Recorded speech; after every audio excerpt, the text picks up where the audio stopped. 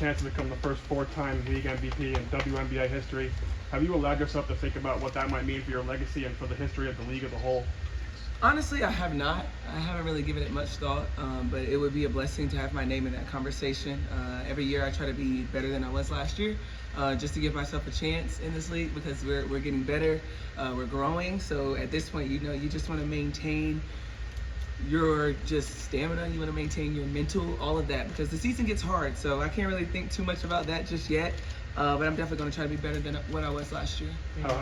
How was the way last season motivated you to raise the bar this season and set more records again this year? Oh man, losing sucks. Losing sucks, especially just on your home court. It still kind of burns a little bit, but I've used that to kind of fuel it in a way to help me fuel my teammates into understanding how hard it is to win in this league. But yes, we can celebrate the two, and they were great.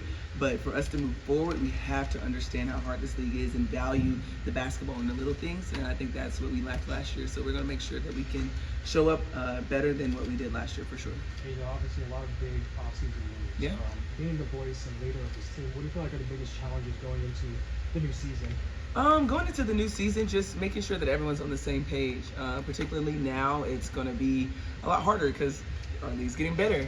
But understanding that we have enough in our locker room to take care of business, but we just all have to be on the same page. And like I said, the little things are going to is what's going to matter the most. So I'm going to make sure that I can drill that into my teammates' head as much as we can, because that's what it takes to be a champion. Asia, we saw a different side of you at times last year, post-game frustrations. Yeah. A lot of it came out in emotion. Yeah. How have you sort of been able to navigate your mental health with every offseason you've accomplished something in your pro career? This year you've had quite a run the last couple of months. How do you balance that, and how is your mental health? My mental's good right now. It really is. I'm really at peace at who I am, and I love that. I love the person that I'm growing into. I focus a lot on just kind of separating myself, whether that's just deleting some social apps or just kind of being in my own world. I think we all just kind of sometimes need mental breaks because the world is kind of hard on each and every last one of us. And that's what I really prioritize this off season, is just being patient with myself. I always say give myself some grace, give my teammates some grace, but this year it's about patience and understanding that whatever's going to be for me is going to be for me, for my team as well. So it's tough, and we're going to have our days. I told myself I'm not crying this year. I'm going to stand on that. Asia, after the Olympics, you chose not to do unlimited and AU. How important was that for you for recovery and just to reset yourself? It was tough, obviously, because I feel like this offseason everybody was playing. I'm like, dang, I get to watch everybody play, and we had some great basketball being displayed. But that was one of my patience. I've set boundaries for myself sometimes. I got to get out of my own way. And it was majority just a sense of I just need to rest. Last year was a lot. It was fun. Some days it wasn't. And I wanted to get that fun back. And sometimes I have to remove myself in order to really be grateful for the moment. So yeah, it was tough. My teammates did an incredible job. Obviously, Chelsea just shut Unrivaled down. And so, at the end of the day, I'm going to try to show up and be the best person that I could be in player as well. And that sometimes just means I got to rest. So now I can be fully me. This time last year, it felt like every question was about a three-peat in some capacity, and then it continued throughout the season. Right. How does something like that impact a team, and does it feel like a clean slate now going into this season? Yeah, I mean, it impacts, obviously, because it's just like, as much as people talk about it, it's like, y'all think we don't want to win? It's like, we're trying as well.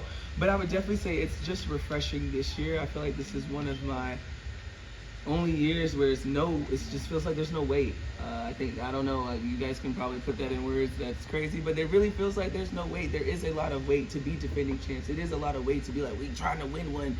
Like, we don't have that. So we actually have, like you said, a clean slate to really dial into getting back to who we are culturally, like in our system and everything. So it feels good. I feel good to not have to have something that's constantly that's constantly like, well, you're defending this and you're going for this. We're not going for anything. We're just gonna be ourselves, and we're gonna see where it takes us from there. Asia, you were here when you first did this, and we were at Mandalay. Yeah. You've never stopped short of giving flowers to the legends of this league. Right. But the evolution of this league since you've been in there, you've been a main part of charter flights, the mental health movement, and taking care of the players, focus first. How does it feel from going from giving flowers to legends to deserving them yourself for what you've done for this league? I think the biggest thing is just, I've always tried to be the voice for the voiceless, because I understand what it feels like to sometimes not be heard.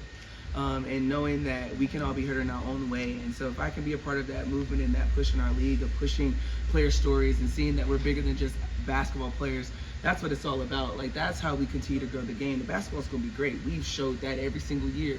But now we get to pull people's heartstrings a little bit, see who they are behind the uniform, and that's my biggest key of being in the W's. I hope that I could always be true to myself and never losing myself, because I lost myself in this league. So I'm glad that I gained that back, and now I'm able to share that with others. So yeah, I'm glad that I could be a part of just the life. Asia, we saw you unpack the crossover a little bit at the end of last season. How much are you working on? Oh, my handle. Yes. I was like, what I did? Yeah.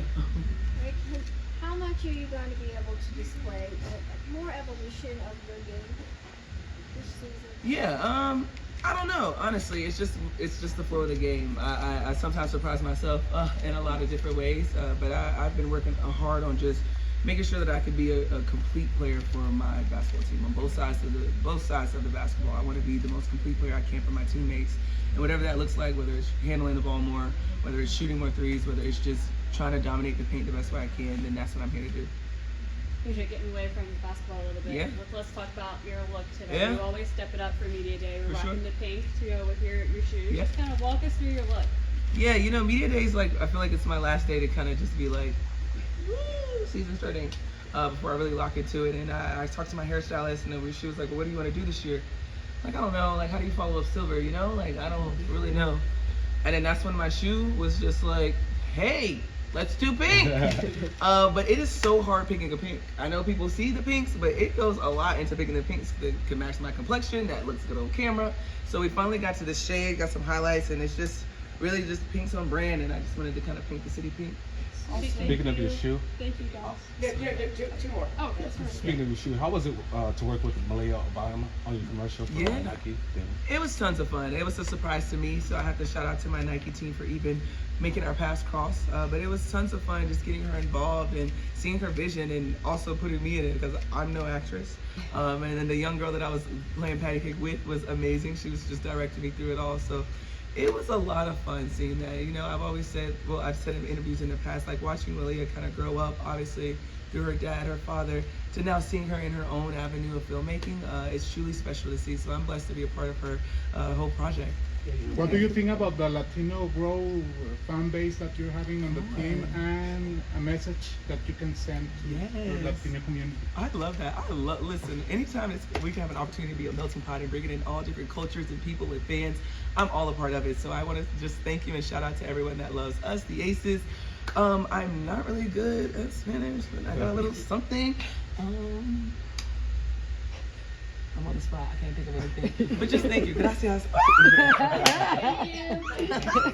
Thank you. Thank you. Shout